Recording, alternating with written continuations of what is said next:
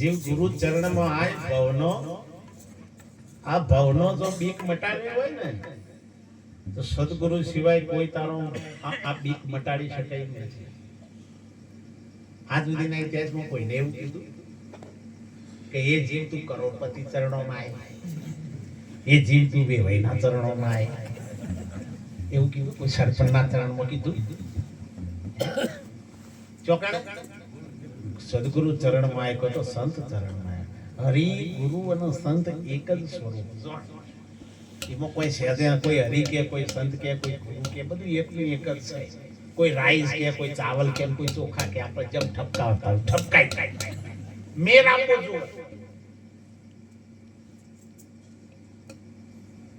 કોઈ સનાતન કે કોઈ વળી નિરોધ કે કોઈ કબીર કે હું એમ કહું છું કે આ ગમે એટલી નદીઓ ભેગી થઈ તો જવાય તંદરીઓ કે તું હતો બધા કોટાળામાં કીધું જ નહીં. પણ હું કહું ના મારી હરિદ્વાર વાળી કરી ગાંઠ પેલો કે વળી આ ઝઘડા ચો છે ગાંઠમાં કોઈ ઝઘડો છે?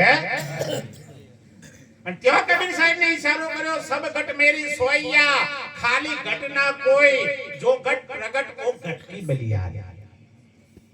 બધા ઘટોની અંદર પરમાત્મા બિરાજમાન છે. આ બધાય ઘાટ છે ને હરિના ઘાટ છે. આ બધા ઘાટ કના છે? હરિના ઘાટ છે. અને હરિના ઘાટે આપણે લાહોટ લેવાનો હોય, બીજું કોઈ કરવાનું હોય. એટલે કીધું કે હે જીવ તું ગુરુ ચરણમાં આય ભવનો મારું તારું મેલી દે હોય કે મારું તારું ગુરુના દેશમાં હોય અને મારું તારું કરવા વાળા કોઈ રહ્યા. સદગુરુનો દેશ એટલે બસ બધો યારો સભા સકલ હંસ મે રામ હમારા. જેમ દૂધના કણે કણની અંદર ઘી છે, દરેક લકડાની અંદર અગ્નિ છે, દરેક તલની અંદર તેલ છે, એમ બધા ઘટોમાં મારો પરિબ્રહ્મ નારાયણમાં બિરાજમાન છે. પણ આ ઓખા લાગી પડે ભાઈ હો આવે નહીં. વોશ આવે તો પિયાવળ, વોશ આવે તો થાય, વોશ આવે તો પિયાવળ જ ના વળે. વોશ આવે તો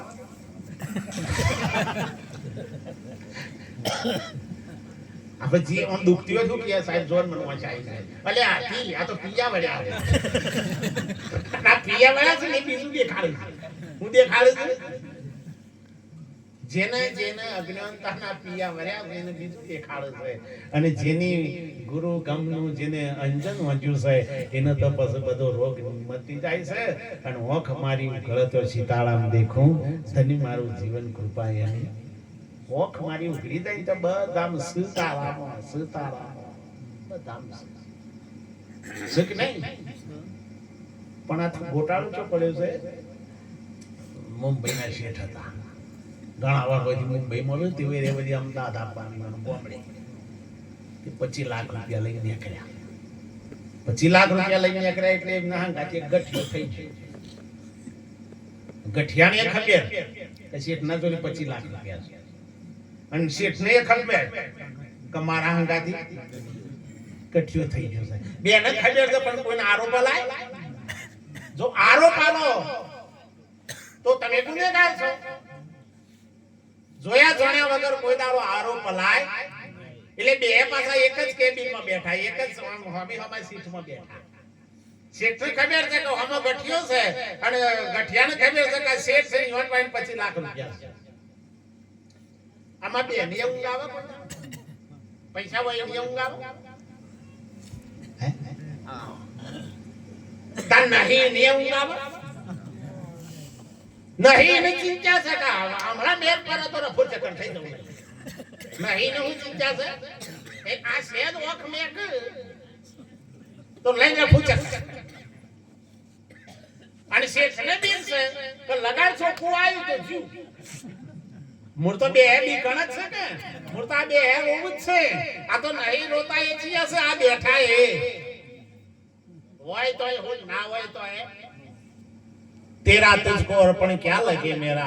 आयु तो आनंद અને ના આયુ તો આનંદ. અને એ તમે જુઓ સદગુરુનો ઈશારો કર્મ સંજોગે સ્ટેશન આવ્યું ગઠિયાનું બરાબરની તરસ લાગી લે રેવરિયો ચા પાણી કરવા ન્યાચો ઉતર્યો.